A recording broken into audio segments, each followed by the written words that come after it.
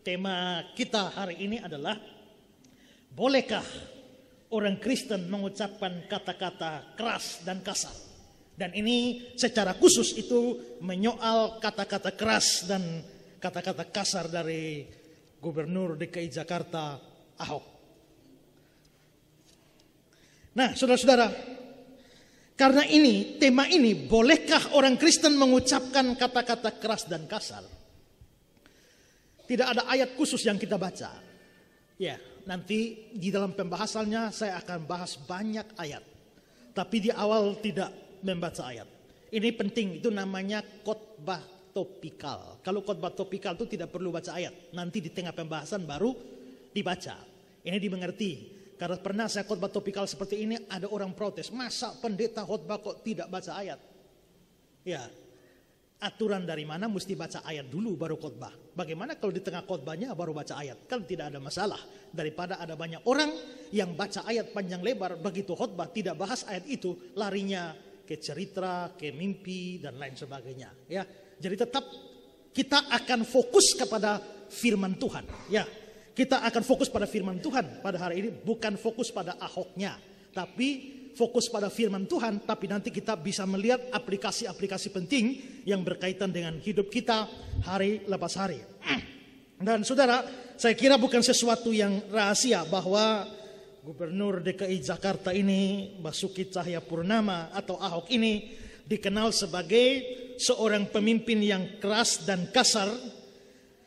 Dia sering memarahi anak buahnya, mendamprat, mengancam para bawahannya dan sebagainya. Dan yang lebih heboh adalah konflik dia yang terakhir dengan DPRD Jakarta terkait dengan dana siluman yang lalu sangat memanas, menyedot perhatian hampir seluruh masyarakat Indonesia. Kalau kita mengikuti semua pemberitaan atau kata-kata tentang Ahok ini, kata-kata yang sudah tidak asing lagi adalah kurang ajar, bodoh, bangsat, biadab, penipu, pencuri, pembegal, dan kata-kata yang kira-kira semarga dengan itu. Nah, saudara-saudara, bahkan tanggal 17 Maret kemarin dalam wawancara beliau di Kompas TV, beliau sempat bicara, bahkan mengeluarkan permisi mengatakan kata tai sebanyak beberapa kali. Ya, dan itu menjadi heboh ketika wartawan Kompas TV sudah memberi peringatan, Pak, ini kita lagi live. Dia tidak peduli live. Ya, dia hantam terus. Dan gara-gara kata tai ini yang diucapkan beberapa kali, lalu muncullah begitu banyak pro dan kontra terhadap hal ini. Bahkan setelah itu langsung seorang petinggi PKS, Mahfud Siddiq, langsung memberikan surat terbuka kepada Ahok. Ya, dan suratnya cukup panjang, saya kutip saja sedikit ya dari surat Mahfud Siddiq ini. Dia mengatakan begini, namun saya sangat terusik ketika seringkali menyaksikan Bapak di televisi tampil bicara dengan menggunakan bahasa yang sangat tidak santun dan bahkan beberapa kali mengeluarkan kata-kata kasar dan kotor. Bapak sebagai gubernur menggunakan kosakata yang sering saya dengar saat anak-anak sedang bertengkar dan saling mengumpat. Pada awalnya saya coba memahami, mungkin Bapak sedang marah dan kesal. Namun perilaku ini sering berulang dan semakin hari kata-kata yang Bapak gunakan semakin kasar dan kotor. Itu surat terbuka yang diberikan pada Ahok. Lalu saudara, bukan cuma itu. Di kalangan Kristen sendiri juga ada pro kontra dan ada juga yang berkeberatan terhadap semua kata-kata atau kosakata yang dipakai oleh Ahok ini. Beberapa waktu yang lalu saya sempat ikut dalam sebuah diskusi karena seorang teman di Facebook muat sebuah status yang terkait dengan Ahok. Statusnya begini, saya tidak kasih nama orangnya, cukup inisialnya saja. Nah, orang ini di Facebook dia mengatakan begini, Gubernur Ahok pun maksud memang benar, tapi cara penyampaiannya yang terlalu ceplas-ceplos, bahkan cenderung kasar dan dipandang kurang elok sebagai figur pejabat publik. Kalau cara penyampaiannya lebih halus, mungkin tidak akan mengundang kegaduhan, serangan balik seperti sekarang ini. Tegas tidak sama dengan kasar. Apabila saudaramu berbuat dosa, tegurlah dia di bawah 4 mata. Jika dia mendengarkan nasihatmu, engkau telah mendapatnya kembali. Jika dia tidak mendengarkan engkau, bawalah seorang atau 2 orang lagi, supaya atas keterangan 2 atau 3 orang saksi, perkara itu tidak disangsikan. Jika dia tidak mau mendengar mereka, sampaikanlah soalnya kepada jemaat. Dan jika dia tidak mau mendengarkan jemaat, pandanglah dia sebagai seorang yang tidak mengenal Allah atau seorang pemungut cukai. Matius 18 ayat 15 sampai 17. Jadi menurut orang ini mestinya kalau DPRD salah, Ahok tidak usah marah-marah, panggillah dan tegur 4 mata saja. Biarlah Ahok sama Haji Lulung, mereka 4 mata saja, mereka selesaikan persoalannya. Tapi saudara, ayat yang dikutip ini kan aneh. Ayat ini apabila saudaramu buat dosa, saudara di sini dalam konteks apa? Dalam konteks saudara seiman satu jemaat. Karena itu dibilang panggil 4 mata. Kalau tidak selesai, bawa 2-3 orang. Kalau tidak, panggil majelis gereja lalu putuskan. Lah ini urusan gereja, ini urusan jemaat. Bagaimana diterapkan pada urusan antar lembaga di dalam pemerintahan? Dari sini jelas bahwa konteks ayat ini sudah dipergunakan secara tidak tepat. Nah, tapi saudara, lepas dari itu, mana yang benar? Apakah para pengkritik Ahok ini yang benar? Ataukah justru Ahok yang benar dengan semua kata-kata yang kasar, keras, kata-kata kotornya? Dan hal ini mengantar kita pada suatu pembahasan yang saya angkat hari ini. Bolehkah orang Kristen mempergunakan atau mengucapkan kata-kata yang keras dan kasar? Mengapa ini penting? Mengingat Ahok sendiri adalah seorang Kristen, sehingga dari situ kita bisa menilai kata-kata yang dikeluarkannya, apakah itu sementara sesuai firman atau sudah menyimpang dari firman Tuhan. Nah saudara, saya berikan catatan ya. Topik ini saya angkat bukan semata-mata karena Ahoknya. Ya, toh saya tidak ada hubungan dengan apa-apa dengan Ahok. Apalagi tidak ada hubungan saudara sama sekali. Ya, tidak ada hubungan baik dengan dia, juga tidak ada hubungan tidak baik dengan dia. Ya, jadi pokoknya ya hanya seperti itu saja. Jadi memang saya mengangkat topik ini bukan semata-mata karena Ahok. Ya, topik ini diangkat karena ini berkaitan dengan tutur kata orang Kristen. Bagaimana seorang Kristen berperilaku di dalam kehidupan hari-hari berkaitan dengan perkataan-perkataan yang dikeluarkan.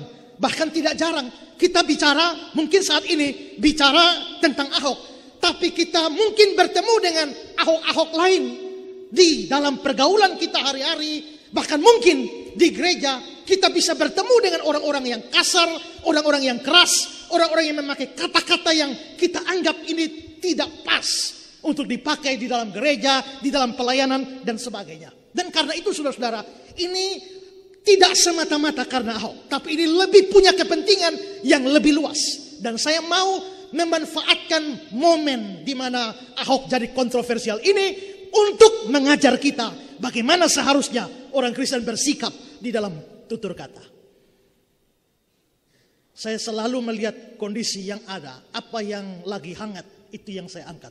Begitu Israel perang lawan Palestina, kita bahas seri khotbah Israel sampai 2 tahun. Begitu Benny Hinn datang, KKR heboh, setelah itu saya angkat Benny Hinn. Sekarang lagi panas-panasnya Ahok, saya angkat Ahok lagi. Nanti kalau ada yang panas lagi, kita angkat lagi. Tinggal kita melihat mana yang panas. Nanti kalau ISIS mulai berkembang, nah kita akan bahas ISIS lagi. Ya. Nah, saudara-saudara, jadi saya akan bahas ini.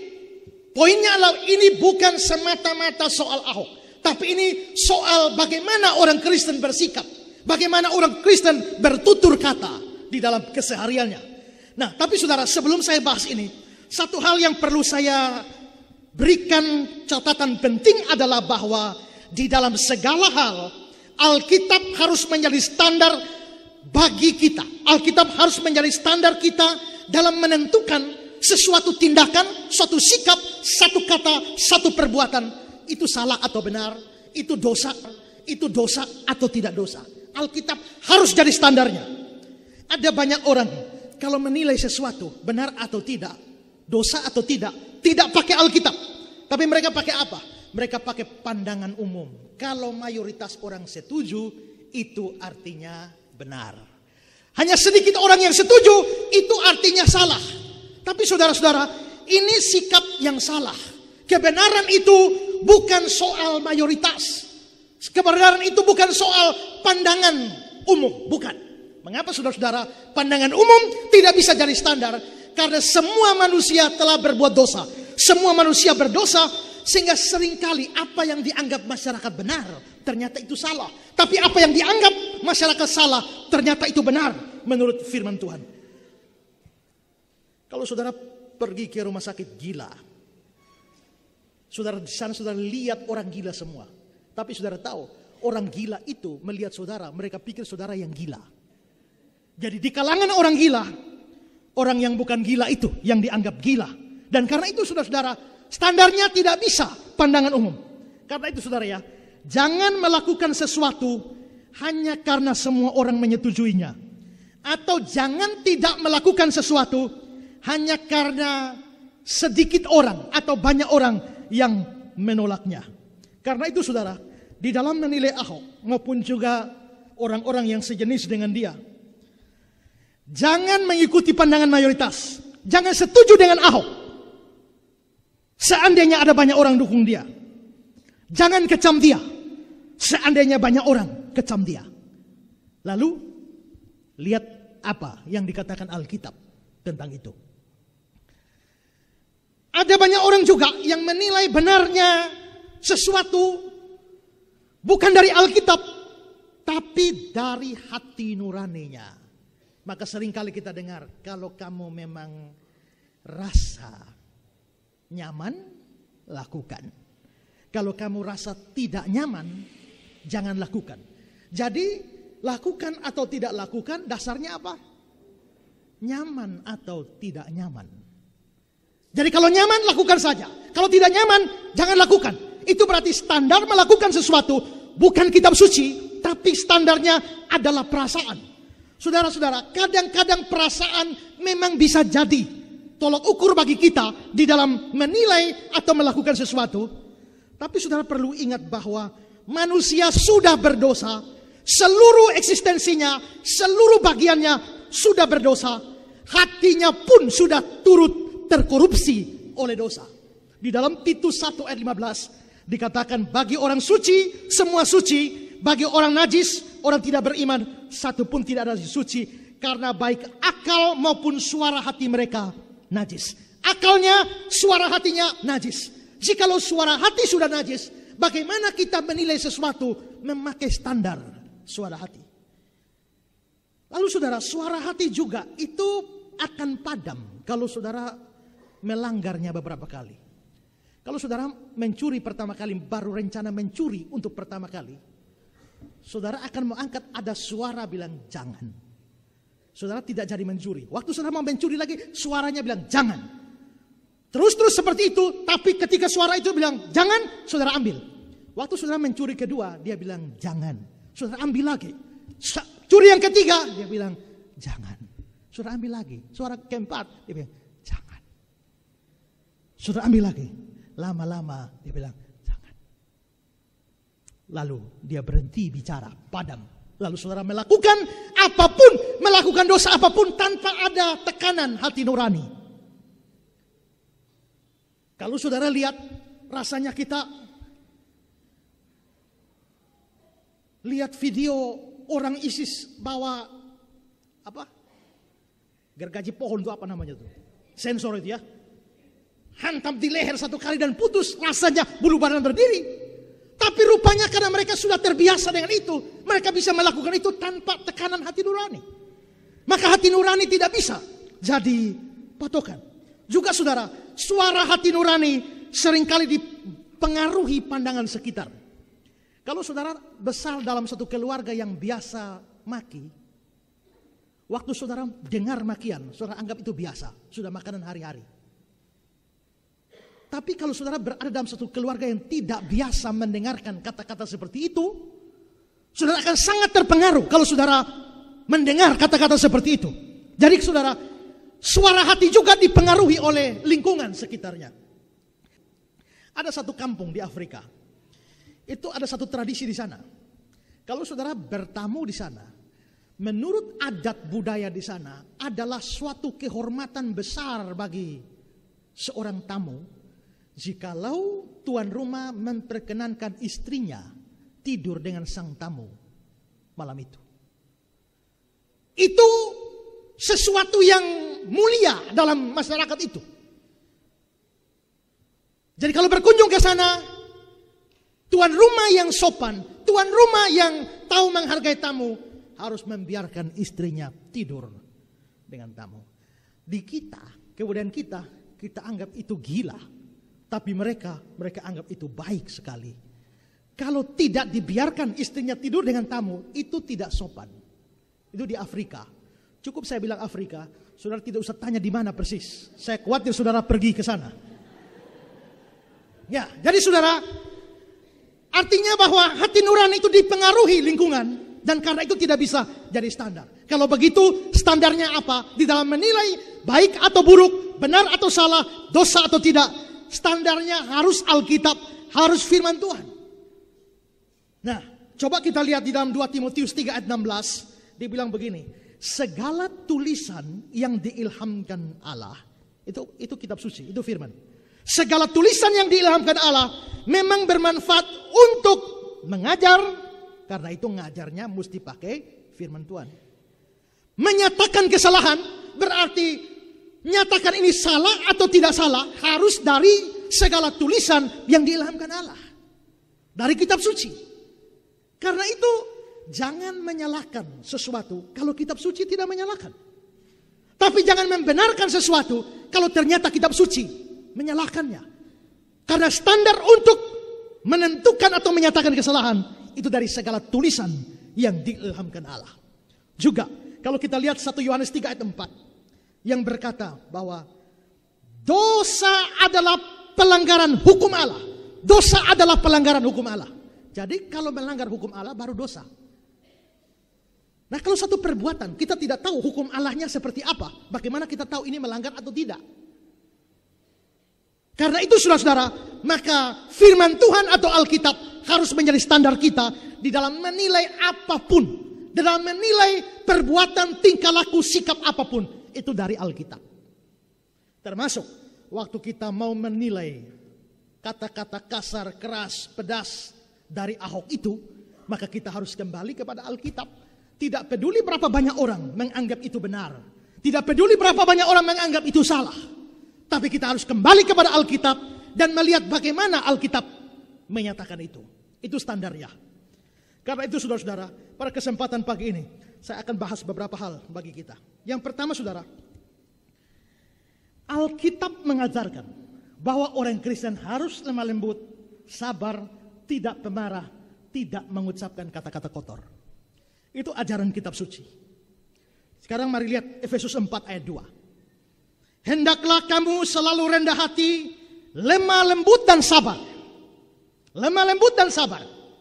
Kolose 4 ayat 6. Hendaklah kata-katamu senantiasa penuh kasih. Dan seterusnya. Katanya harus penuh kasih. Titus 3 ayat 2. Janganlah mereka memfitnah, jangan mereka bertengkar. Hendaklah mereka selalu ramah dan bersikap lemah lembut terhadap semua orang. Harus selalu ramah, bersikap lemah lembut terhadap semua orang. Lalu 2 Timotius 2 ayat 24 dan 25. Sedangkan seorang hamba Tuhan tidak boleh bertengkar, tapi harus ramah terhadap semua orang. Sabar, ayat 25. Dengan lemah lembut dapat menuntun orang yang suka melawan. Sebab mungkin Tuhan memberikan kesempatan pada mereka untuk bertobat dan memimpin mereka sehingga mereka mengenal kebenaran. Jadi Alkitab ajarkan orang Kristen haruslah orang yang sabar. Orang Kristen haruslah orang yang lemah lembut. Orang Kristen haruslah orang yang ramah. Ini bukan saja aturan yang umum, tapi bahkan dalam menghadapi orang yang bersalah, dalam menghadapi orang yang berdosa, kita harus tetap bersikap ramah dan lemah lembut.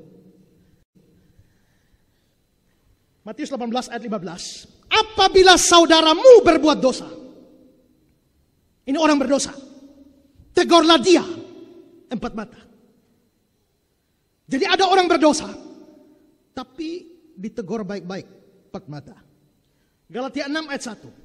Saudara-saudara, kalaupun seorang kedapatan melakukan suatu pelanggaran, kalau ada yang melakukan pelanggaran, maka kamu yang rohani harus memimpin orang itu ke jalan yang benar dalam roh lemah lembut.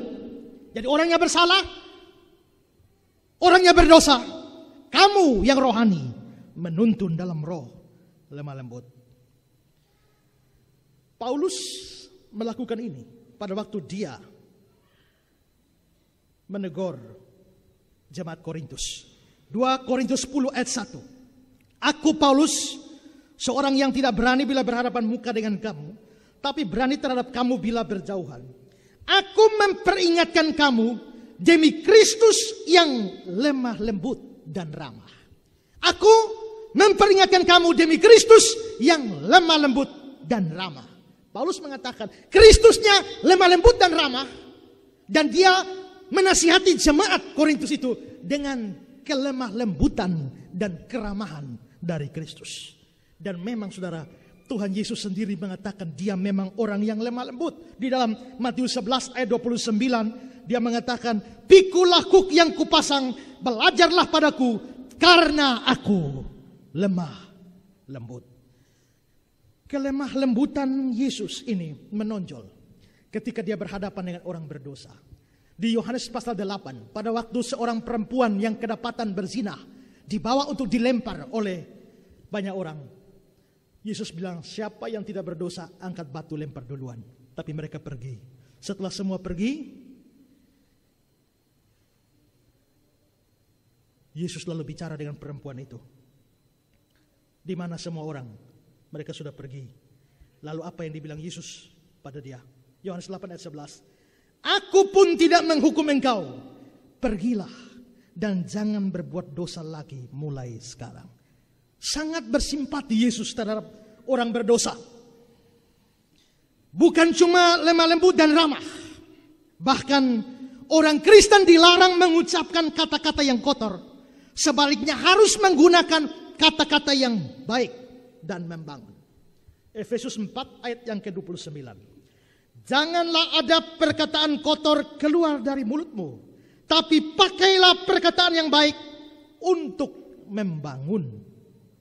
Lalu Efesus 5 ayat 3 dan 4. Tetapi percabulan dan rupa-rupa kecemaran atau keserakahan disebut saja pun jangan di antara kamu, sebagaimana patutnya bagi orang-orang kudus. Demikian juga perkataan yang kotor. Artinya perkataan yang kotor disebut pun jangan. Karena hal-hal itu tidak pantas. Jadi kata-kata kotor disebut pun jangan, itu tidak pantas. Lalu Kolose 3 ayat 8. Tetapi sekarang buanglah semua itu, yaitu marah, geram, kejahatan, fitnah, kata-kata kotor yang keluar dari mulutmu. Dari survei terhadap sekian ayat ini, kita bisa melihat bahwa Alkitab mengajarkan orang Kristen haruslah seorang yang lemah lembut, seorang yang ramah, seorang yang tidak mengucapkan kata-kata yang kotor, seorang yang sabar. Sekarang, setelah melihat semua ayat ini, menurut Anda bagaimana dengan Ahok? Dia lemah lembut? Dia ramah?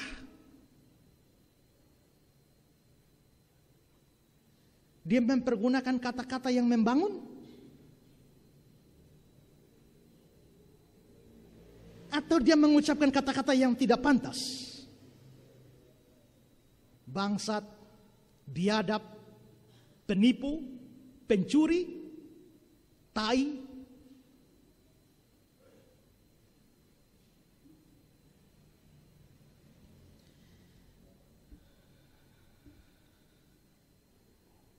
Ahok ternyata tidak sama dengan Paulus yang menasihati jemaat Korintus dengan kasih, kelembutan, dan kesabaran. Ahok ternyata tidak sama dengan Yesus di dalam menangani orang berdosa.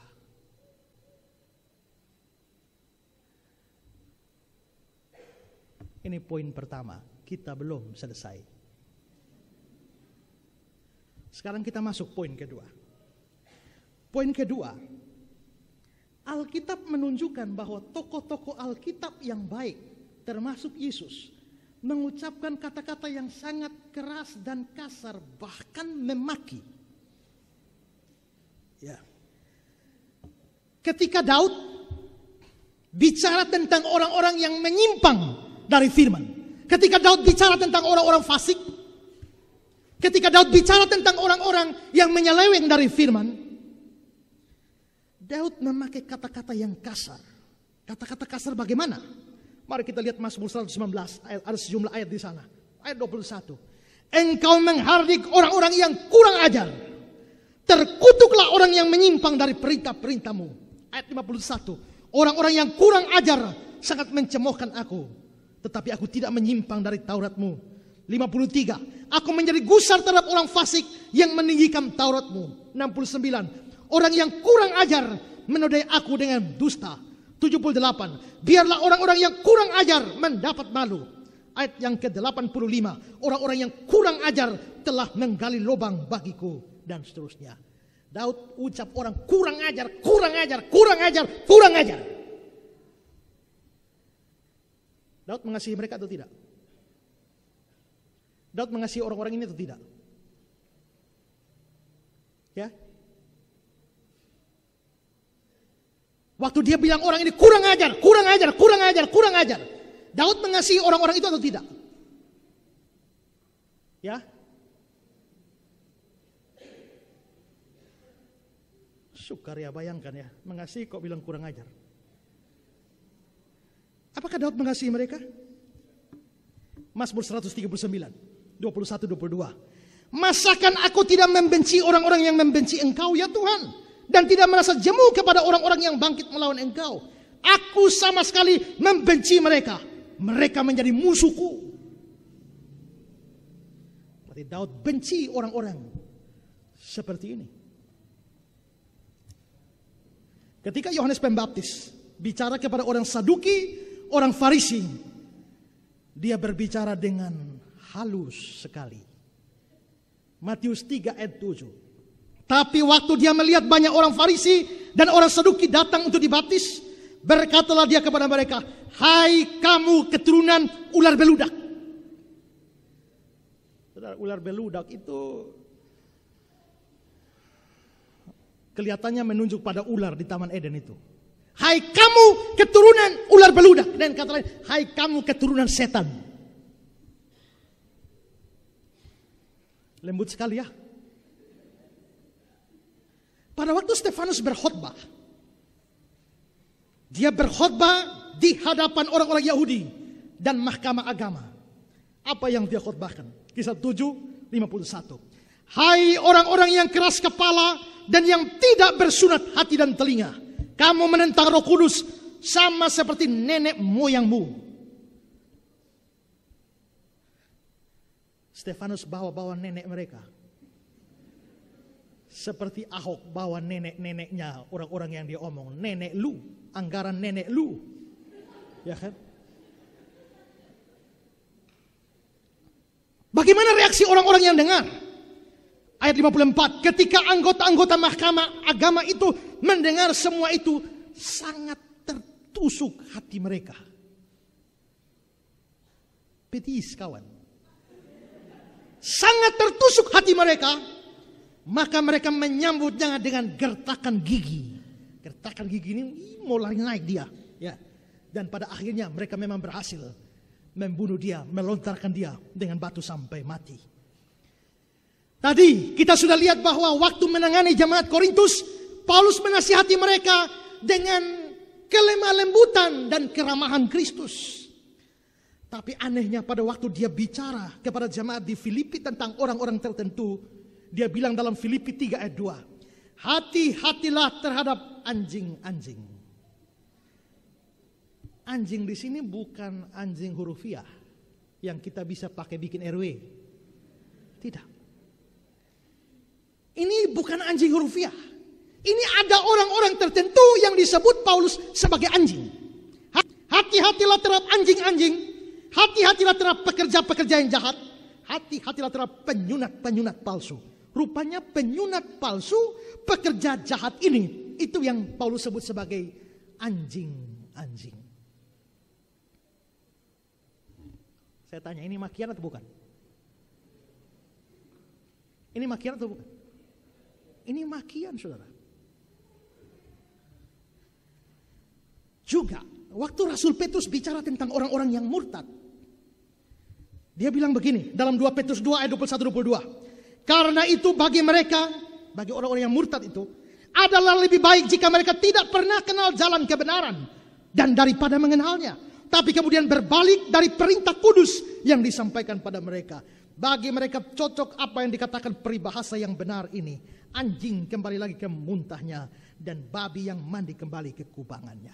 Biarpun ini peribahasa, tapi yang dipakai adalah anjing dan babi. Jadi orang-orang yang murtad itu, Petrus umpamakan mereka seperti anjing dan babi. Lemah, lembut, ya. Tapi mungkin ada saudara yang berkata, memang Petrus bilang begitu, Paulus bilang begitu, Stefanus bilang begitu, Yohanes Pembaptis bilang begitu, Daud bilang begitu. Tapi itu tidak membuktikan mereka benar. Justru mereka berdosa karena ucapkan kata-kata seperti itu. Kalau saudara punya pikiran seperti itu, saya ajak saudara melihat Yesus, yang pasti tidak bisa saudara salahkan. Tidak ada orang Kristen yang cukup gila untuk menyalahkan Yesus. Ya. Beliau pernah memaki raja Herodes Antipas. Waktu Herodes Antipas mau bunuh dia. Lukas 13, 31, 32. Pada waktu itu datanglah beberapa orang Farisi dan berkata kepada Yesus, pergilah, tinggalkanlah tempat ini, karena Herodes hendak membunuh engkau. Jawab Yesus kepada mereka, pergilah dan katakan kepada si serigala itu. Saudara, bayangkan. Ada seorang sekolah teologi bantah saya dengan ini, lalu dia bilang begini, oh jangan salah tafsir. Mengapa Yesus bilang pada si serigala itu? Karena Herodes Antipas itu memang mempunyai gelar serigala. Saya bilang coba kasih datanya mana, ya, literaturnya mana yang bilang begitu, buktikan, jangan bikin teori sendiri. Kedua, kalau itu gelar, maka Yesus akan bilang pada sang serigala itu. Ini bukan sang serigala, si serigala. Ya. Dan juga saudara, konteksnya adalah ini orang mau bunuh Yesus. Yesus membalas dia. Konteksnya tidak memungkinkan bahwa ini kata-kata penghormatan. Ini sama sekali Yesus tidak menghormati Herodes Antipas. Dan dia malah memaki dengan kata-kata, dengan binatang, si serigala itu. Beliau juga pernah memakai kata-kata yang sangat kasar, bahkan memaki dengan menggunakan nama binatang untuk para ahli Taurat. Matius 23 ayat 13 sampai 36. Ini panjang sekali, tapi saya tidak akan baca semua. Saya hanya perhatikan kata-kata yang saya warnai merah dan garis bawahi. Ayat 13, celakalah kamu. Terjemahan yang sesungguhnya adalah terkutuklah kamu. Celakalah kamu, hai orang-orang munafik. Ayat 14, celakalah kamu, hai kamu orang-orang munafik. Ayat 15, celakalah kamu, hai kamu orang munafik. Ayat 16, celakalah kamu, hai pemimpin-pemimpin buta. 17, hai kamu orang-orang bodoh dan orang-orang buta. Ayat 19, hai kamu orang-orang buta. Ayat 23, celakalah kamu, hai kamu orang munafik. Ayat 24, hai kamu pemimpin-pemimpin buta. Ayat 25, celakalah kamu, hai kamu orang munafik. Ayat 26, hai orang Farisi yang buta. Ayat 27, celakalah kamu, hai ahli-ahli Taurat orang Farisi, hai kamu orang munafik. Sebab kamu sama seperti kuburan yang dilabur putih, yang sebelah luar memang bersih tampaknya, tapi yang sebelah dalam penuh tulang belulang dan berbagai jenis kotoran. Demikian jugalah kamu. Di sebelah luar kamu tampaknya benar di mata orang, tapi di sebelah dalam kamu penuh kemunafikan dan kedurhakaan. Ayat 29, celakalah kamu, hai orang-orang munafik. Ayat 33, hai kamu ular-ular, hai kamu keturunan ular beludak. Saya tanya, kalau hari ini ada pengkhotbah seperti Yesus seperti ini, saudara mau bilang apa tentang dia? Saya rasa jemaatnya akan habis.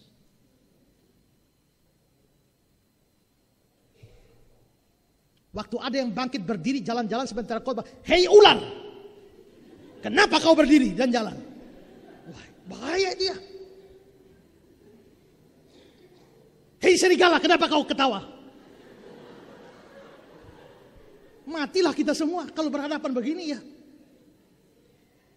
Tapi siapa yang mau mengatakan bahwa Yesus berdosa?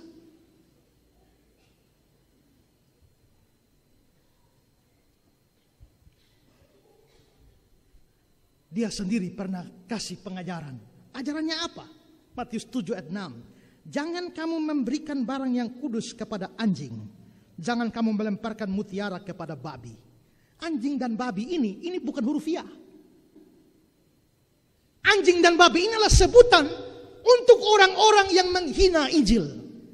Jangan buang mutiara ke mulut babi, anjing. Jangan berikan barang kudus kepada babi. Nanti diinjak-injaknya. Ini bicara tentang Injil jangan diberitakan untuk orang-orang yang menghina Injil. Yang menganggap remeh, menjadikan Injil hanya sebagai olok-olokan. Jangan beritakan pada mereka. Mengapa? Mereka anjing dan babi. Waduh. Karena itu kalau orang beritakan Injil pada saudara, saudara anggap remeh, saudara anjing dan babi. Menurut Tuhan Yesus begitu. Saudara, kira-kira kalau saudara jadi murid-murid Yesus, apa pikiran saudara?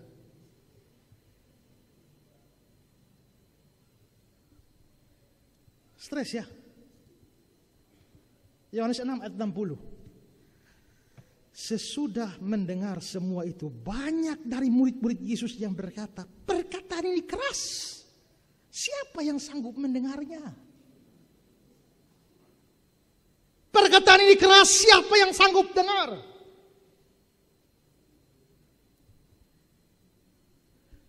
Apakah urusan maki-memaki dari Yesus ini hanya di dunia selesai? Tidak. Setelah beliau naik ke surga pun, dari surga dia masih memaki. Ya, Wahyu 22 ayat 15. Ini sudah naik ke surga. Yohanes melihat dia di surga. Dan Yesus bicara. Tetapi anjing-anjing dan tukang sihir, orang-orang sundal, pembunuh, penyembah berhala, setiap orang yang mencintai dusta dan yang melakukannya tinggal di luar. Ini kata-kata Yesus. Tetapi anjing-anjing, ini bukan anjing hurufiah. Ini sebutan untuk orang-orang. Ini makian. Tapi makian yang keluar dari surga. Wah, waktu saya baca ayat ini saya kaget. Sekian lama saya tahu memang Yesus memaki, tapi masih di dunia. Tadi malam baru saya tahu bahwa ternyata ada makian setelah beliau sampai di surga pun masih memaki. Bukan hanya itu saudara. Pada waktu di dunia, dia pernah murka besar waktu dia tahu bahwa orang berjual beli di halaman bait Allah. Dan menurut keterangan Yohanes 2 ayat 15, dia membuat cambuk dari tali, lalu mengusir mereka semua dari bait suci. Semua kambing, domba, lembu mereka, uang penukar dihamburkannya ke tanah, meja-meja mereka dibalikannya. Wah, kasar sekali beliau ini.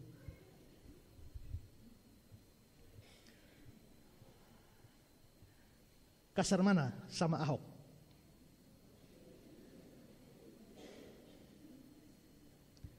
Kelihatannya Ahok tidak ada sekuku hitamnya dengan beliau. Lalu bagaimana dengan bahasa toilet? Yang Ahok bilang tai. Saya dari tadi malam pusing memikirkan apakah di Alkitab juga ada penggunaan bahasa toilet. Saya cari-cari saudara, ketemu Ayub 20. Ini adalah perkataan dari Sofar, temannya Ayub. Waktu dia bicara tentang manusia-manusia yang tidak percaya. Ayub 20 ayat 6 dan 7. Walaupun keangkuhannya sampai ke langit dan kepalanya mengenai awan, namun seperti tainya dia akan binasa selama-lamanya. Siapa yang pernah melihatnya dan bertanya di mana dia? Wah, ini bahasa toilet. Ya kan? Orang-orang yang tidak percaya, yang terlalu sombong, angkuh sekali. Karena kekayaan, karena kedudukan, begitu sombong, sampai ke langit kepalanya seperti mau naik di awan. Tapi seperti tai, dia akan binasa selama-lamanya. Wah, ternyata Alkitab punya bahasa toilet. Tuhan Allah sendiri mempergunakan bahasa toilet ini. 1 Raja-Raja 14 ayat 10. Maka aku akan mendatangkan malapetaka kepada keluarga Yerobeam. Aku akan melenyapkan daripada Yerobeam setiap orang laki-laki, baik yang tinggi maupun yang rendah kedudukannya di Israel. Aku akan menyapu keluarga Yerobeam seperti orang menyapu tai sampai habis.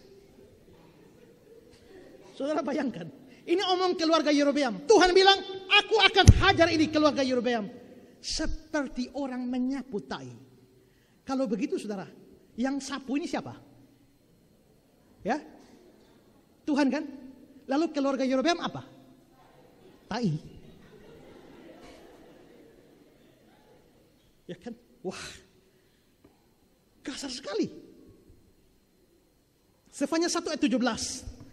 Aku akan menyusahkan manusia sehingga mereka berjalan seperti orang buta, sebab mereka telah berdosa kepada Tuhan.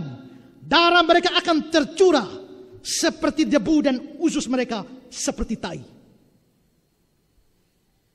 Dan Maliaki 2 ayat 3, saya kutip dalam terjemahan lama. Maliaki 2 ayat 3 terjemahan lama.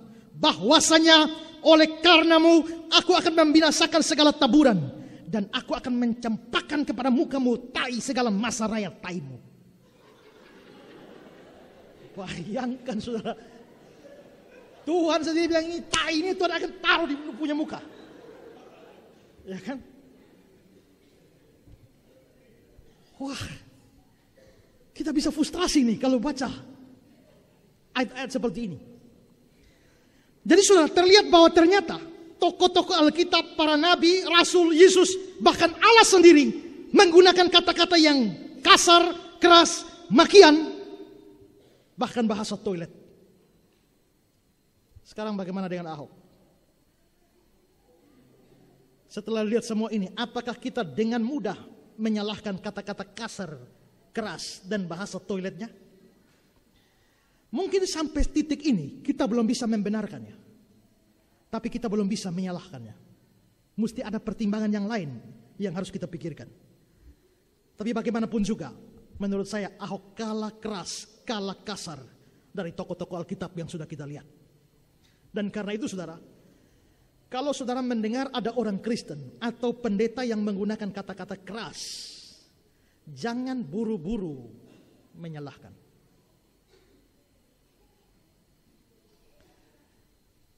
Salah seorang reformator Kristen, John Calvin, itu terkenal sebagai pengkhotbah dan guru yang sangat kasar, sangat keras.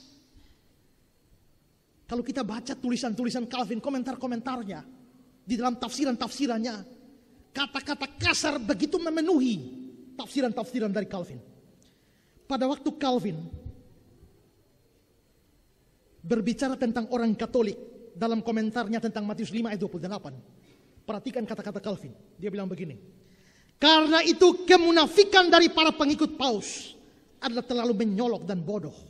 Pada waktu mereka menegaskan bahwa nafsu bukanlah dosa sampai nafsu itu mendapatkan persetujuan penuh dari hati. Tetapi kita tidak perlu heran bahwa mereka membuat dosa menjadi persoalan yang begitu kecil. Karena mereka yang mempercayai kebenaran karena perbuatan baik pasti sangat tumpul dan bodoh dalam menghakimi atau menilai dosa mereka. Jadi menurut John Calvin, orang Katolik dengan ajarannya tentang dosa, menurut Katolik, dosa itu kalau sudah jadi perbuatan baru dosa. Kalau belum jadi perbuatan, hanya baru rasa, baru pikir saja itu belum dosa. Kapan jadi perbuatan baru dosa?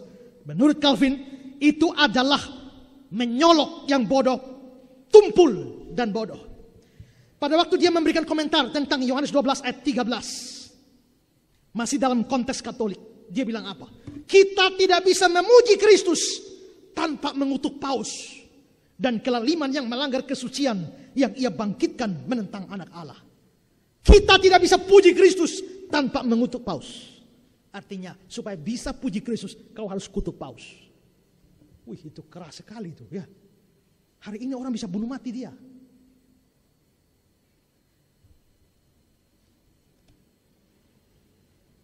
Zaman dulu pernah ada satu praktik di dalam ajaran dan praktik dalam Roma Katolik, yaitu mereka merasa punya wewenang untuk bisa memberikan Roh Kudus pada orang. Begitu mereka tumpangkan tangan, Roh Kudus turun. Atau mereka angkat tangan, Roh Kudus turun kepada umat. Hal itu sekarang mungkin tidak ada di Katolik lagi, tapi karismatik yang mengulangnya. Waktu Calvin mengkritik ajaran mereka, Calvin mengatakan apa? Tetapi sementara Tuhan melakukan hal ini satu kali, menghembus, terimalah Roh Kudus. Dia tidak memaksudkan bahwa kita juga harus melakukannya. Dengan cara yang sama juga, rasul-rasul meletakkan tangan pada waktu memperkenankan Tuhan bahwa kasih karunia yang kelihatan dari Roh Kudus dibagi-bagikan pada saat mereka berdoa. Bukan supaya keturunan mereka menirunya tanpa guna memalsukan suatu tanda yang dingin dan kosong seperti yang dilakukan monyet-monyet ini.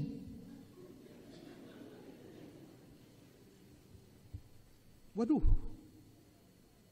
Dia menyebut orang-orang yang mempraktekkan memberikan Roh Kudus, menganggap mereka agen Tuhan untuk memberikan Roh Kudus. Itu seperti monyet-monyet. Dia melanjutkan, jika mereka berusaha melakukan ini, mereka menyaingi Allah dan nyaris menentang Dia dalam suatu pertandingan.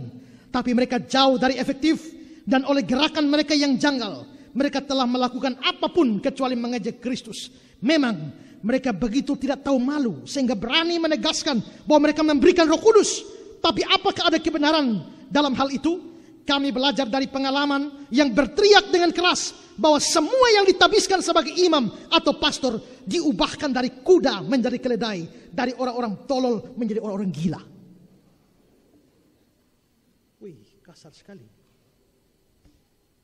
Dalam komentar tentang Matius 24 ayat 36, dia berkata, dan jelaslah bahwa orang-orang itu pasti luar biasa atau istimewa gilanya. Jadi ada orang yang gilanya luar biasa atau istimewa. Dalam komentar tentang Matius 26 ayat 52, dia berkata, doktor-doktor tertentu telah berspekulasi sampai suatu puncak kekurang ajaran, sehingga mengajar bahwa pedang itu tidak diambil dari Petrus, tapi ia diperintahkan untuk menyimpannya dalam sarungnya sampai waktu tiba untuk menariknya atau menggunakannya. Dan karena itu kami merasa atau mengerti betapa menyoloknya atau kotornya dan memalukannya anjing-anjing itu telah mempermainkan firman Allah. Soalnya ada dokter-dokter yang mengajar pada waktu Petrus ambil pedang potong telinga Maltus, Yesus bilang, ambil simpan. Simpan karena nanti kita akan pakai kembali.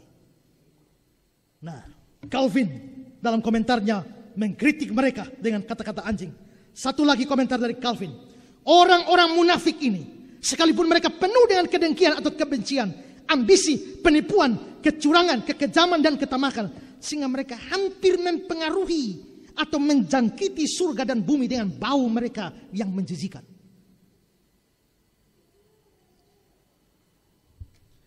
Keras sekali Calvin ini. Saya merasa hari ini belum temukan ada pendeta atau seorang guru Kristen sekeras John Calvin. Paling-paling ketemu Pak Budi Asali, tapi itu pun tidak apa-apa, tidak ada apa-apa dibandingkan dengan John Calvin, apalagi Yesus. Jadi, bagaimana sekarang?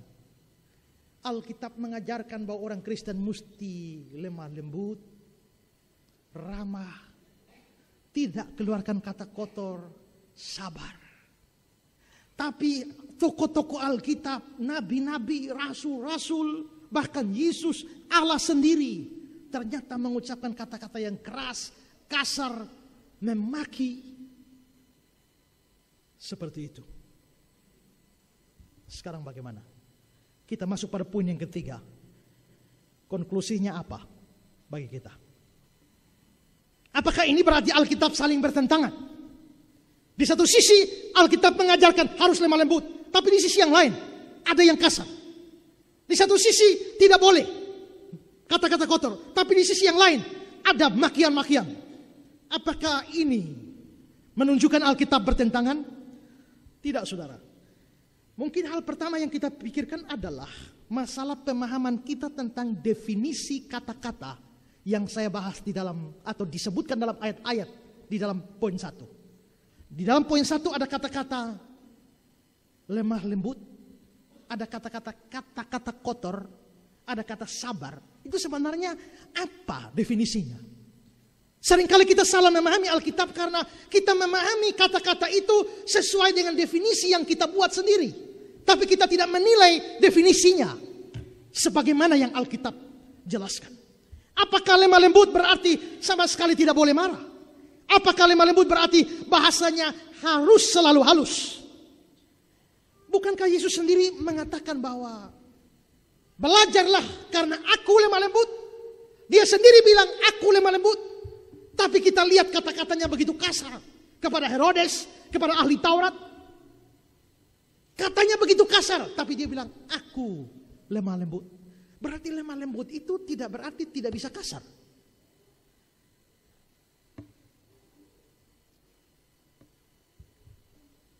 Musa pernah marah tidak sama bangsa Israel? Ya? Marah sedikit atau marah banyak? Marah kecil atau marah besar? Dia marah banyak dan besar. Dia pernah mencampur, kasih halus itu patung lembu emas, campur air, suruh minum. Waktu dia turun dari gunung, mereka menyembah patung lembu emas. Dia marah, lalu dia pukul ini blow batu, hancurkan. Lalu itu patung dia campur air, giling dia sampai halus, minum semua. Kasar sekali ya. Tapi apa yang dibilang oleh bilangan 12 ayat 3. Adapun Musa ialah seorang yang sangat lembut hatinya lebih daripada setiap manusia yang di atas muka bumi. Wih, orang macam itu kok bisa bukan cuma lemah lembut, sangat lemah lembut. Bukan cuma sangat, tapi lebih dari semua orang di muka bumi. Kalau lemah lembut artinya tidak bisa marah, tidak boleh marah, tidak bisa omong kasar. Musa mestinya bukan orang lemah lembut, Yesus mestinya bukan orang lemah lembut. Tapi bahwa dia bilang, aku lemah lembut dan rendah hati, kata Yesus. Dan ada ayat mengatakan Musa orang paling lemah lembut. Itu menunjukkan saudara bahwa lemah lembut yang dipakai dalam Alkitab bukan definisi yang kita pahami. Lemah lembut itu bukan orang yang tidak bisa marah. Tempeleng dia juga dibilang ini bapak sebelalai. Gitu.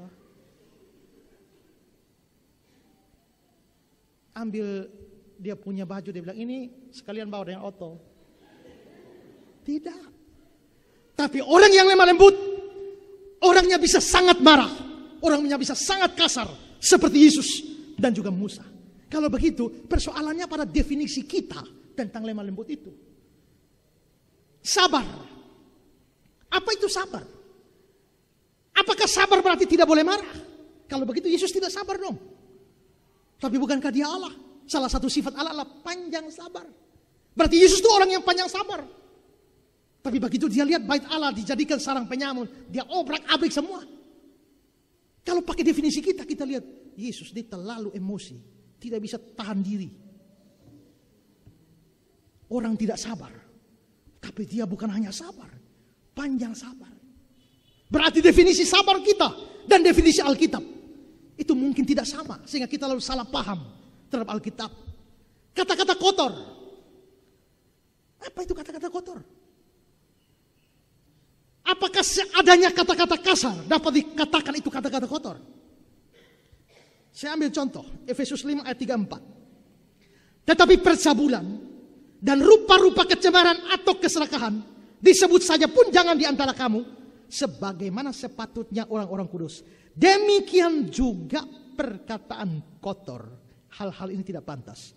Saudara lihat ini ayat 3 dan ayat 4. Ya. Ayat 4 berkata, demikianlah perkataan kotor. Perkataan kotor ini tidak pantas. Tapi perkataan kotornya tentang apa? Satu ayat sebelumnya, yaitu ayat 3. Percabulan dan rupa-rupa kecemaran. Berarti kata-kata kotor ini bukan seadanya kata kasar. Tapi kata-kata kotor inilah kata-kata yang bersifat cabul. Itulah yang dimaksudkan dengan kata-kata kotor. Karena itu Efesus 5 ayat yang keempat ini dalam terjemahan Alkitab Bahasa Indonesia sehari-hari bunyinya begini. Tidak juga patut bagimu mengucapkan kata-kata yang kotor yang cabul. Kata-kata kotor itu dijelaskan yang cabul. Jadi bercanda yang berbau seks, yang berbau cabul, itulah yang dikategorikan sebagai kata-kata kotor menurut Efesus ini. Berarti kita perlu redefinisi kita terhadap istilah-istilah terminologi Alkitab tentang sabar, lemah lembut, kata-kata kotor, dan sebagainya. Nah, kalau sudah begini definisinya, apakah Ahok atau orang-orang yang sejenis dengan dia tidak lemah lembut? Apakah Ahok dan orang-orang sejenis dia tergolong orang yang tidak sabar? Tergolong orang-orang yang mengucapkan kata-kata kotor? Kalau definisinya sudah dibenarkan, menurut saya tidak bisa. Dia tidak bisa disebut sebagai orang yang tidak sabar, orang yang mengucapkan kata-kata kotor, atau orang yang tidak lemah lembut. Ingat, tadi saya bilang ya, standarnya Alkitab. Dengan demikian, sebenarnya tidak ada pertentangan di dalam Alkitab. Dalam poin 1 dan poin 2 tadi. Tinggal bagaimana kita memahaminya secara benar. Nah saudara, tadi saya sudah tunjukkan dalam poin 2. Tokoh-tokoh Alkitab, Rasul, bahkan Tuhan sendiri menggunakan kata-kata yang kasar dan bahkan makian. Mereka menggunakannya. Tapi apakah mereka selalu menggunakan? Apakah mereka terus-menerus gunakan? Tidak. Apakah mereka menggunakan kepada semua orang? Tidak. Ada orang-orang tertentu yang ditangani Yesus dengan begitu lembut seperti perempuan yang kedapatan berzina. Tapi ada yang dihadapi dengan begitu kasar dan keras. Ada yang begitu penuh dengan kasih. Tapi ada yang dihadapi dengan makian. Kalau begitu saudara-saudara, penggunaan kata-kata kasar atau keras ini, atau bahkan makian, ini perlu diperhatikan beberapa hal terkait dengan penggunaan kata-kata seperti ini oleh Yesus dan para tokoh Alkitab yang lain. Ada 3 hal yang perlu dipertimbangkan. Pertama adalah, apa kasus yang dihadapi? Ini mesti sungguh-sungguh diperhatikan. Kalau kita pelajari setiap kasus di mana kata-kata kasar dan keras itu, bahkan makian itu dikeluarkan, kita menemukan bahwa semuanya terjadi dalam kasus yang hebat, kasus yang besar, kasus yang penting, dan itu berkaitan dengan kepentingan banyak orang. Silakan baca semua ayat yang saya tunjukkan tadi, dari konteksnya akan terlihat seperti itu. Kata-kata kasar, keras, makian dari Paulus, anjing-anjing. Karena apa? Karena konteksnya adalah mereka menyesatkan umat. Mereka nabi-nabi palsu. Ini masalah besar. Waktu Petrus juga dengan kasar dan keras menyebut mereka anjing dan babi. Itu masalahnya serius. Karena orang-orang yang murtad ini mempengaruhi banyak orang menjadi murtad. Ini masalah besar yang mempersoalkan banyak orang. Ketika Stefanus menusuk hati para ahli Taurat dengan kata-kata mereka, persoalannya besar. Kenapa? Karena mahkamah agama itu berusaha mematikan penyebaran Injil. Stefanus yang marah, dia mengucapkan kata-kata yang sangat kasar. Yesus juga mengucapkan makian dan kata-kata kasar kepada para ahli Taurat. Mengapa? Itu masalah besar. Kenapa? Ini bukan cuma soal lu salah sendiri, tidak. Tapi masalahnya lu bikin salah yang mempengaruhi banyak orang. Yang menyusahkan banyak orang, yang menyengsarakan banyak orang. Dari mana kita tahu? Mari kita lihat kembali Matius 23. Saya ambil contoh beberapa saja. Celakalah kamu hai ahli Taurat dan orang-orang Farisi, karena kamu menutup pintu-pintu kerajaan surga di depan orang. Artinya, kejahatan mereka menutup pintu kerajaan surga bagi orang lain. Sebab kamu sendiri tidak masuk. Kamu merintangi mereka yang berusaha untuk masuk. Berarti kejahatan mereka ini mempengaruhi orang lain. merusak orang lain. Ayat 14. Sebab kamu menelan rumah janda-janda. Kejahatan mereka mempersulit janda-janda, membuat mereka tambah miskin dan melarat. Ayat 23. Celaka kamu hai ahli Taurat, orang-orang Farisi, sebab persepuluhan dan selasi ada semanis jintan kamu bayar. Tapi yang terpenting dalam hukum Taurat kamu abaikan, yaitu keadilan dan belas kasihan dan kesetiaan. Keadilan sama sekali tidak ada keadilan di sana. Kebenaran, kesetiaan tidak ada. Berarti ini bukan cuma masalah pribadi ahli Taurat, tidak. Ini masalah yang mempengaruhi begitu banyak orang, menyusahkan, menyengsarakan banyak orang. Ini membuat Yesus begitu marah besar. Dan dia lalu mengutuk mereka, dia memaki mereka, dia mengecam mereka. Kasusnya diperhatikan. Pada waktu dia obrak-abrik bait Allah, kasusnya apa? Ada penjual merpati penukar uang. Saya sudah pernah khotbahkan itu pada hari reformasi kemarin. Bahwa di situ sebenarnya orang bisa saja membawa binatang korban dari kampungnya murah. Tapi mereka pakai kelicikan. Ada komisi pemeriksa domba korban. Bawa korban domba sendiri, mereka periksa, mereka bilang tidak layak, beli di sana. Waktu beli di sana harganya 20 kali lipat.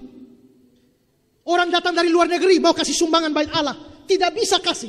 Ditetapkan harus mata uang Israel. Mereka dari luar negeri bagaimana?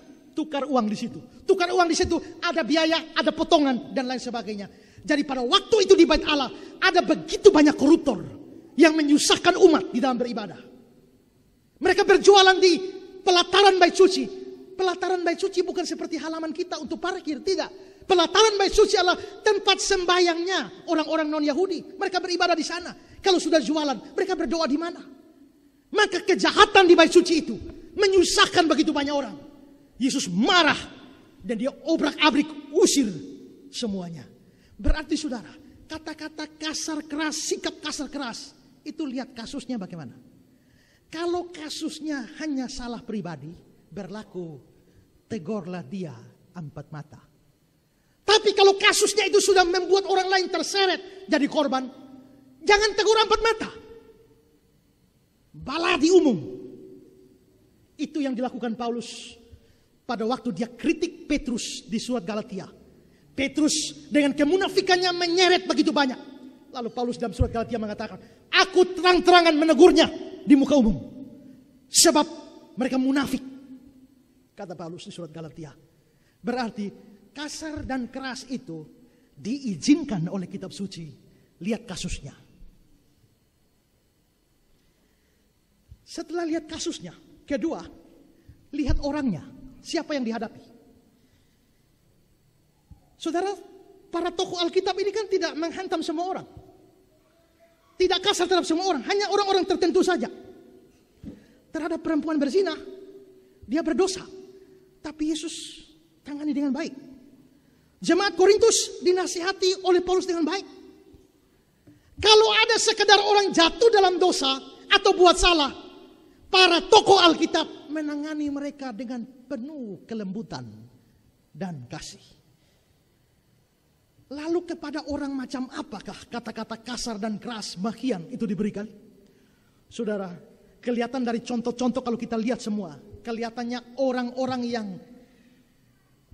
menurut kitab suci layak dikasari atau diberikan kata-kata seperti itu, bahkan makian, adalah mereka yang munafik. Tanpa ada niat hati untuk bertobat.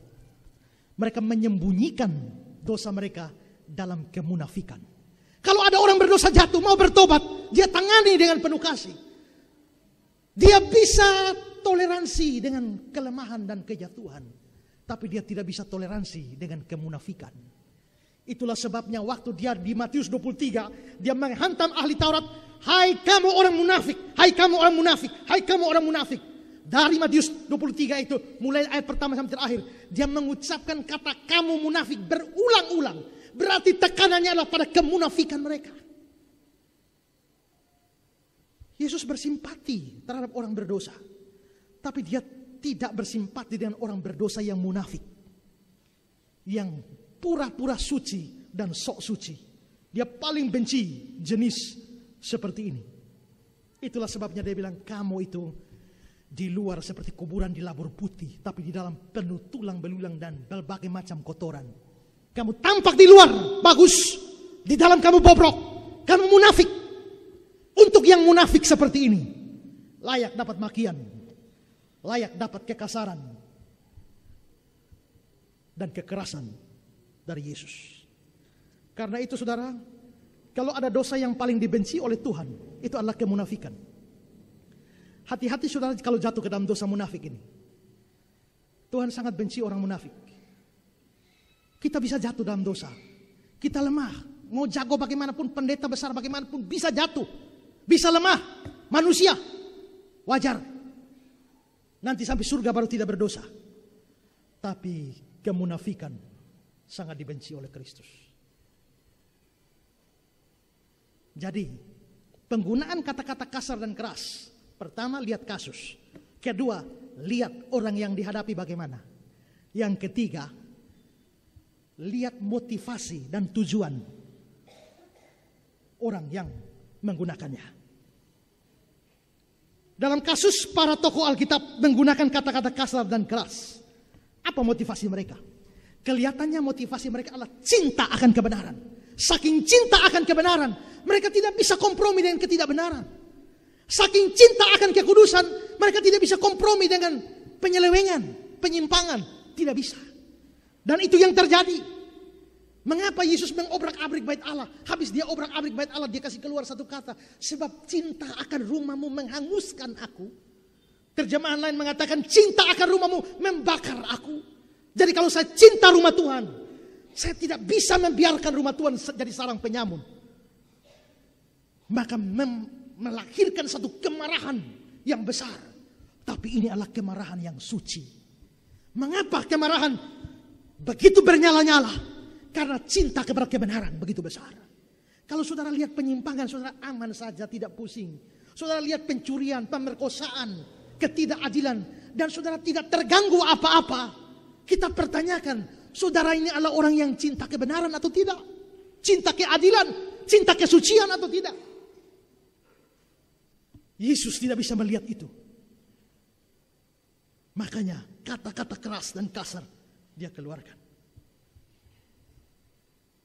Para pengkritik besar di dalam sejarah yang benar adalah orang-orang yang selalu didorong oleh cinta akan kebenaran. Tadi saya ungkapkan kata-kata dari John Calvin yang begitu kasar dan keras.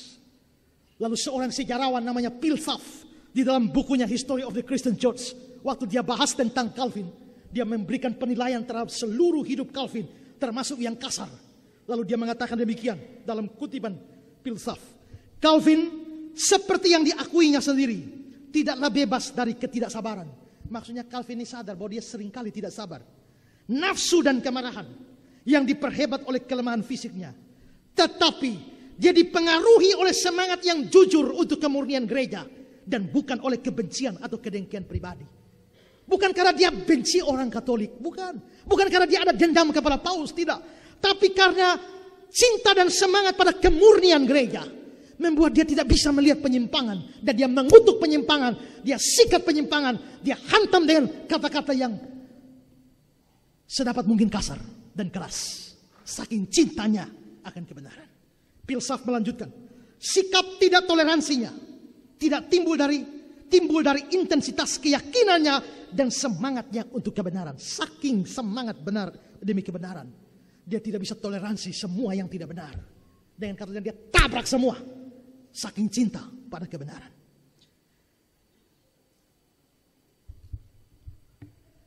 Tujuan juga perlu dipertimbangkan.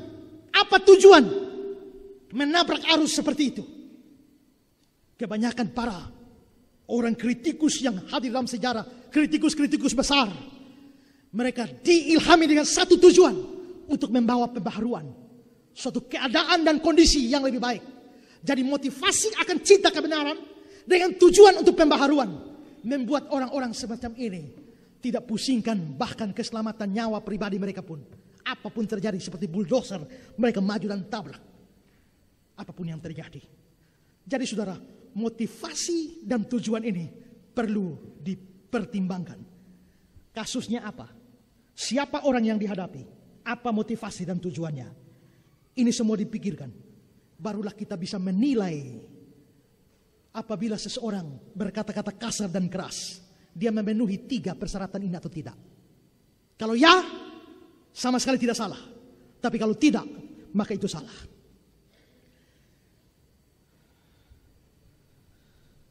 Jadi saudara, kata-kata kasar dan keras dilakukan, saya ringkas. Pertama, apakah kasus itu kasus besar yang mempengaruhi banyak orang atau tidak? Yang menyeret banyak orang atau tidak? Kalau ya, silakan pakai. Kedua, yang saudara hadapi itu siapa? Apakah dia orang munafik?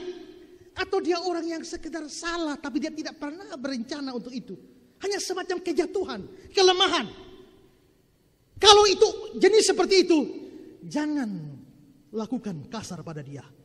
Dia orang yang tulus, yang hanya kebetulan jatuh. Tapi untuk orang-orang yang munafik, yang menyembunyikan aib mereka, menyembunyikan dosa mereka, dan menampilkan seolah-olah rohaniwan, agamawan, seperti ahli-ahli Taurat. Orang seperti itu layak dikasari, bahkan dimaki. Tujuan motivasi apa? Ini perlu dipikirkan. Kalau kita tidak bisa pilah ini, kita jatuh pada ekstrim. Ekstrim yang satu, lemah lembut saja, murah hati, sabar, apapun yang terjadi diam-diam saja. Itu ekstrim kiri. Tapi ekstrim kanan adalah hadapi siapapun, kapanpun, dimanapun, kasar terus. Yesus kasar, tapi tidak selamanya kasar, tidak terusan kasar. Nabi Rasul pun begitu. Mereka tahu dalam kasus apa, menghadapi siapa, dan motivasi apa. Baru itu keluar. Karena itu saudara, dalam kasus-kasus yang remeh, untuk orang-orang yang bukan orang munafik, jangan kasar. Saudara pulang kantor, capek-capek, pas mau makan, lihat nasi angus. Mama, coba datang sini, so. Mama lihat apa? Kenapa nasi angus? Wih, tadi mama ada pikios, dia datang nasi angus. Hei, babi. Saya cari uang kasih kau bikin apa? Hei, anjing. Kalau itu terjadi, saudara-saudara pikir. Kasusnya apa? Nasi angus. Siapa orang yang dihadapi? Orang munafikkah? Atau istri sendiri yang kebetulan membuat salah? Motivasi saudara apa? Mengasihi dia kah? Atau mengumbar hawa nafsu dan emosi? Kalau kita tidak hati-hati, kita akan jatuh di sini. Istri sendiri kita babat, maki ancur dia dalam hal yang seharusnya tidak diperlukan. Suami sendiri kita lipat, mertua sendiri kita babat.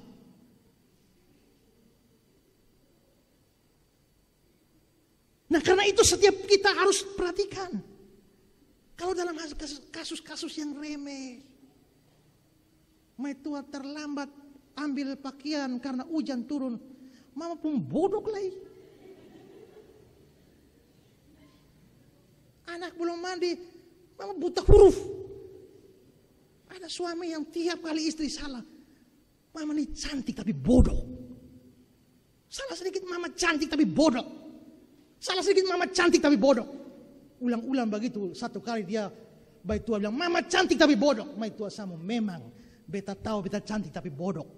Beta cantik makanya dulu lu lamar beta. Beta bodoh makanya dulu lu lamar beta terima.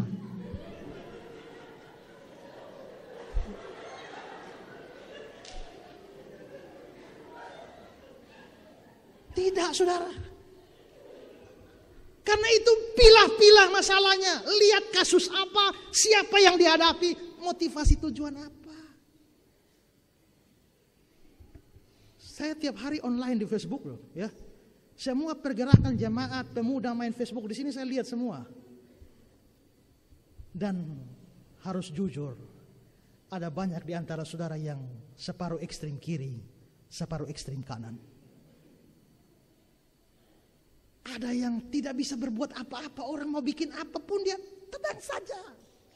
Tapi ada yang star spanning tinggi. Orang omong tujuan baik-baik dia lipat, anjing kau. Kalau ada di dalam ruangan ini bertobatlah engkau. Ya. Karena itu semua, saudara. Sekarang kita lagi bahas Ahok. Mari sekarang saya ajak kita berpikir. Dalam konflik kata-kata kasar keras yang dilakukan oleh Ahok. Pertama, kasusnya apa? Remeh atau besar? Untuk urusan Ahok pribadi atau untuk kepentingan orang banyak? Kasusnya merugikan Ahok pribadi atau orang banyak? Yang dia hadapi orang seperti apa?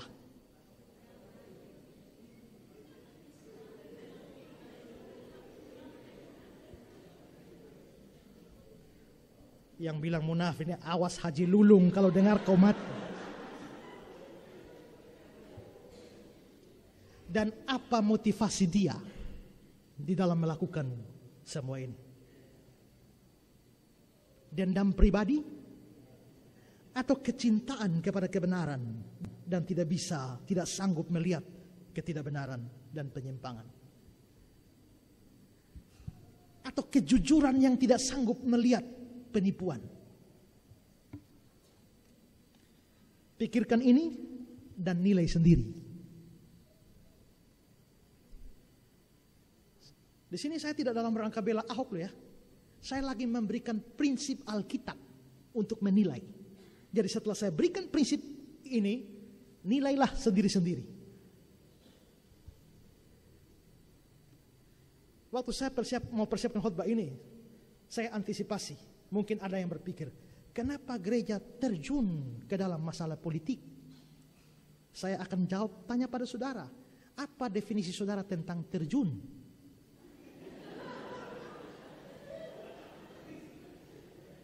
Menurut saya justru gereja banyak yang diam terhadap berbagai macam kasus. Jemaat bingung, tidak tahu menyikapi ini bagaimana. Saya tidak mau seperti itu.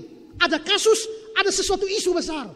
Saya harus berikan pandangan Alkitab supaya saudara tahu menilai yang benar, yang bagaimana. Prinsipnya jelas. Sekarang poin terakhir. Apa aplikasi bagi kita? Yang ini saya bikin ringkas saja. Aplikasi bagi kita adalah jangan mempergunakan kata-kata yang kasar dan keras, apalagi makian, kalau itu tidak memenuhi 3 persyaratan tadi. Jangan. Kedua, jangan takut mempergunakan kata-kata yang kasar dan keras kalau memenuhi 3 prinsip tadi. Ingat, dalam kasus-kasus besar, kalau saudara terlalu sabar, justru kitab suci kecam. Tapi kalau saudara tidak sabar dalam kasus-kasus itu, kitab suci justru memuji. Jemaat di Korintus itu ada kasus besar, ada nabi palsu, ada orang ajar-ajaran yang lain. Tapi mereka sabar-sabar saja. Ini kasus besar. Paulus marah dan kecam mereka dalam 2 Korintus 11 ayat 4. Sebab kamu sabar saja jika ada seorang datang memberitakan Yesus yang lain. Dia marah, kamu sabar saja. Jadi orang yang sabar dimarahi. Tapi jemaat di Efesus, karena mereka tidak sabar terhadap nabi-nabi palsu, orang-orang jahat, ini kasus besar. Mereka dipuji, bukan rasul, pujian dari Yesus langsung. Wahyu 2 ayat 2. Aku tahu segala pekerjaanmu, baik jeripayamu maupun ketekunanmu. Aku tahu bahwa engkau tidak dapat sabar terhadap orang-orang jahat. Ketidaksabaran terhadap orang jahat dipuji, tapi kesabaran terhadap orang-orang itu dikecam. Karena itu saudara, pikirkan baik-baik. Jangan ragu-ragu menggunakan kata-kata yang keras kalau memang memenuhi 3 syarat. Tapi jangan pernah pergunakan kalau tidak memenuhi 3 hal itu. Itu 2 penerapan. Penerapan yang ketiga, jangan cepat-cepat mempersalahkan orang yang menggunakan kata-kata keras atau kasar. Nilai baik-baik berdasarkan 3 hal yang saya berikan. Memenuhi persyaratan itu atau tidak. Kalau dia memenuhi persyaratan itu, sama sekali tidak salah. Jangan saudara salahkan. Tapi kalau itu tidak memenuhi, dia salah. saudara silakan persalahkan dia. Keempat, kalau saudara sendiri yang dikasari dan dikerasi, bagaimana? Nilai dia. Waktu dia mengerasi dan mengasari saudara, nilai. Dia memenuhi 3 syaratnya atau tidak? Kalau ya, terimalah dengan rendah hati. Bukalah hati kepada kritikan, sekalipun itu menyakitkan, supaya Tuhan mengubahkan saudara. Tapi kalau itu tidak benar, dia mengasari saudara, tapi itu tidak benar, tidak memenuhi 3 syarat, bagaimana? Balas dia. Bagaimana cara balas? Kasar atau tidak? Pikirkan, apakah dia layak dikasari? Apakah tindakan yang saudara mau ambil pada dia memenuhi 3 persyaratan itu atau tidak? Kalau tidak, jangan balas dengan kasar. Kalau memenuhi, silakan mainkan dia. Itu beberapa hal yang perlu kita pelajari dan lakukan. Tapi sudah terlepas dari semua itu, karena kita lagi bahas Ahok, menurut saya sebagai orang Kristen, kita mesti bangga. Karena Ahok seorang Kristen yang berani melawan arus yang besar, membongkar segala kemunafikan, mengungkapkan segala kejahatan, mengecam penyelewengan. Terlepas dari tuduhan dia benar atau tidak. Tapi yang saya sorot adalah keberaniannya melawan arus. Pendeta Stephen Tong, waktu khotbah di Kupang seminar untuk pendeta-pendeta, dia bilang begini, bahwa semua ikan itu berenang lawan arus. Hanya satu jenis ikan yang tidak berenang lawan arus, tapi ikut arus. Ikan apa itu? Ikan mati. Jadi kalau ikan berenang ikut arus, artinya sudah mati. Tapi kalau ikan hidup, dia akan lawan arus. Puji Tuhan, menurut saya, lepas dari semua kontroversi yang ada, tapi dia berhasil melakukan apa yang diamanatkan oleh Kristus. You are the light of the world. Kamulah terang dunia. Biarlah orang melihat terangmu bercahaya dan memuliakan Bapamu yang di surga.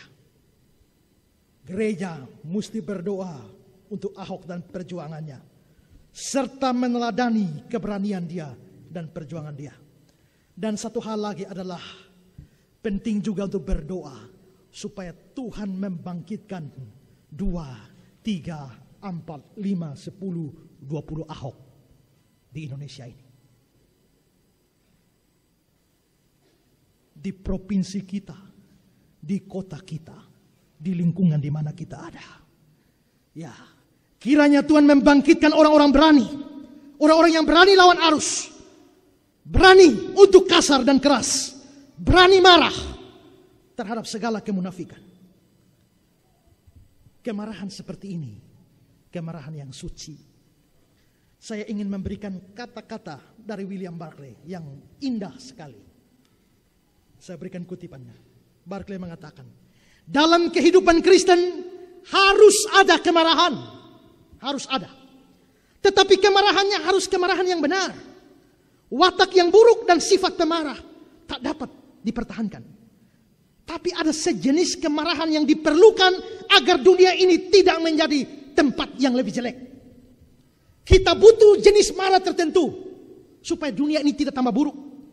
Bersyukurlah bahwa Wilberforce pernah sangat marah karena menentang perdagangan budak. Demikian juga Shaftesbury yang sangat marah dalam mengancam ketentuan-ketentuan perburuan pada abad 19. Tanpa kedua kemarahan itu, dunia mungkin sudah dilanda oleh malapetaka yang mencekam. Ini kata-kata Barclay. Kalau saya boleh tambah, dunia bersyukur pernah ada Luther yang marah, pernah ada Calvin yang marah. Kalau seandainya tidak ada kemarahan seperti itu, hari ini Protestan tidak pernah ada di dunia. Barclay lalu memberikan satu cerita tentang seorang namanya Dr. Johnson. Dr. Johnson ini menulis sebuah buku, dan dalam bukunya itu berisi kritikan-kritikan, serangan-serangan dan kemarahan yang besar untuk satu ketidakadilan. Lalu editornya yang bernama Hannah More, sebelum buku itu diterbitkan, Hannah More meminta kepada Dr. Johnson, bisakah kita membuang bagian-bagian yang keras? Bisakah kita mengedit dan memperhalus bagian-bagian yang kasar? Apa yang Dr. Johnson jawab untuk Hannah More? Dr. Johnson berkata, "Aku tidak akan memotong cakarku ataupun mengubah seekor macan menjadi kucing hanya untuk menyenangkan orang." Wah. Dia berpikir dia punya cakar singa dan dia tidak mau diubah jadi kucing. Barclay lalu melanjutkan kata-katanya, "Dalam hidup ini perlu ada tempat bagi singa yang marah. Tetapi kalau singa itu berubah menjadi kucing yang jinak, maka dunia ini akan kehilangan sesuatu. Amarah yang hanya mementingkan diri sendiri dan yang tak dapat dikendalikan adalah dosa yang sangat keji dan karenanya harus dibuang dari kehidupan Kristen. Tapi amarah yang diarahkan kepada pelayanan Kristus dan sesama merupakan salah satu kekuatan yang sangat dinamis di dunia ini." Kita perlu berdoa supaya banyak orang bisa punya keberanian untuk marah yang benar seperti singa ini. Saya kira Ahok adalah singa dengan taring yang tajam. Tapi kita perlu berdoa untuk dia dan juga supaya Tuhan membangkitkan yang lain. Saya akan menutup khotbah ini dengan memberikan pesan buat Ahok.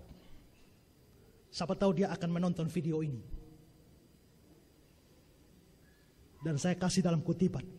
Pesan saya buat Ahok adalah, Pak Ahok, terus berjuang demi kebenaran. Jangan takut, ada banyak doa dinaikkan untuk Anda. Tetaplah menjadi singa yang marah. Jangan pernah memotong kuku Anda menjadi kucing yang jinak. Negeri ini butuh seekor singa yang marah seperti Anda, bukan seekor kucing jinak seperti yang lain.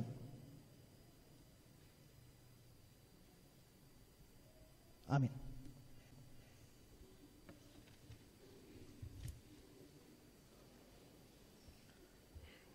Mari tunduk kepala sejenak. Saya minta kita berdoa. Berdoa bukan hanya untuk Ahok, tapi berdoa untuk bangsa ini. Supaya Tuhan memberkati perjuangan orang-orang yang tulus hatinya. Supaya Tuhan membangkitkan orang-orang yang bisa mengadakan perubahan di dalam sejarah.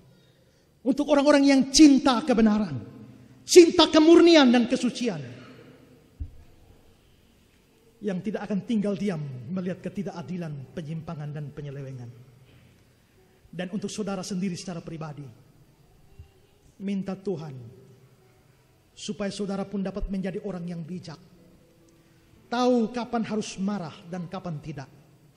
Kalau sekian lama saudara menjadi orang yang marah secara salah, menggunakan kata-kata yang kasar, keras secara salah, saudara boleh ubah pikiran dan perbuatan saudara. Tapi kalau saudara adalah orang yang terlalu sabar melihat kebohongan, melihat penyimpangan dan penyelewengan, saudara berdoa supaya Tuhan memberikan rohnya yang memampukan saudara untuk tidak diam.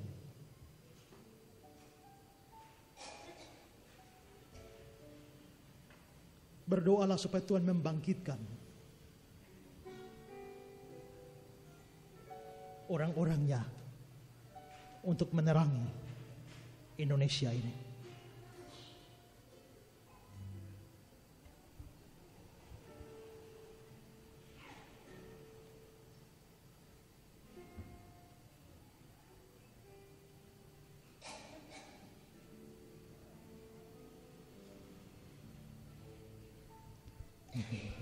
Ku bawa hidupku sekarang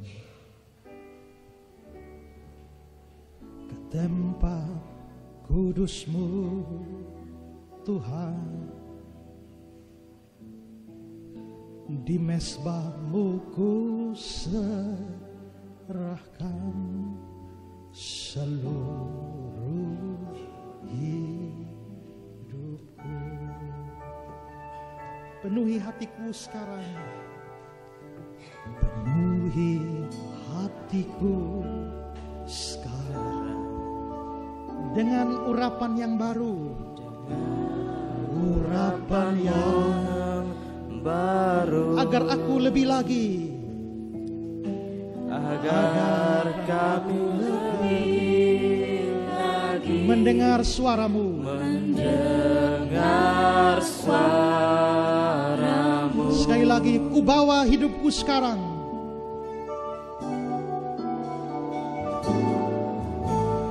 bawa hidupku sekarang ke tempat kudus-Mu, ke tempat kudus-Mu, di mesbah-Mu ku serahkan,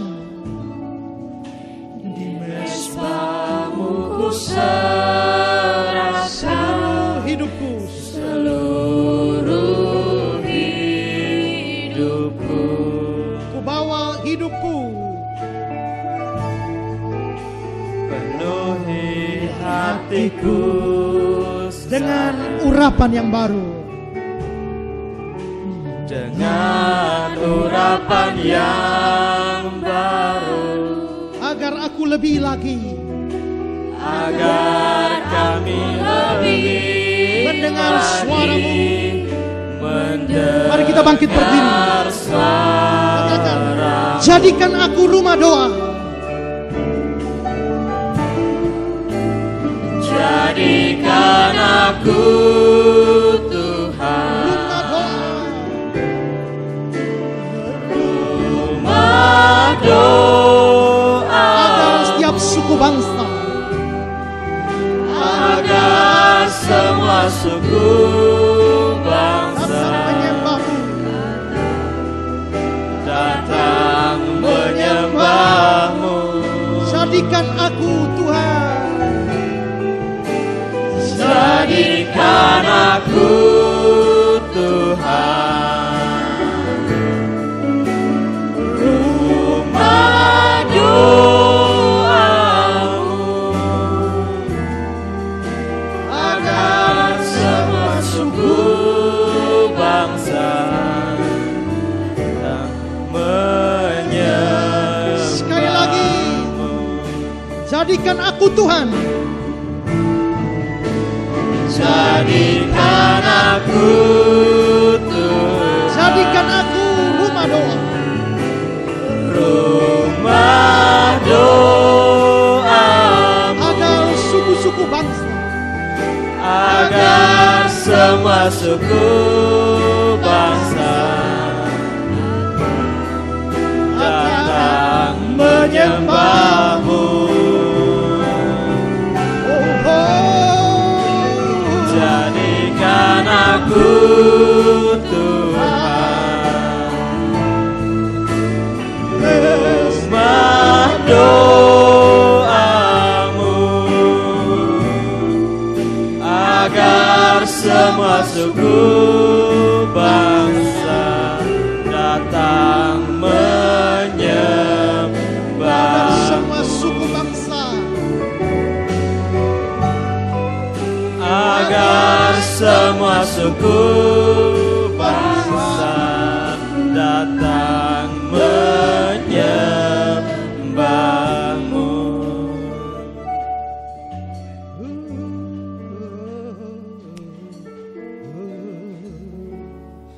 Terima kasih Tuhan untuk firman-Mu yang memberikan pengajaran kepada kami. Prinsip-prinsip firman Tuhan supaya kami tahu bagaimana kami harus bersikap, harus berkata-kata, bertutur kata di dalam hidup, pergaulan, keluarga, lingkungan kami setiap hari. Terima kasih Tuhan, biarlah firman ini boleh membekali kami, tapi terkhusus juga kami mau berdoa supaya Tuhan boleh pakai orang-orang seperti Ahok, dan juga Tuhan bangkitkan orang-orang seperti ini yang cinta akan kebenaran, yang berjuang demi kebenaran, yang tidak toleransi kepada segala kemunafikan.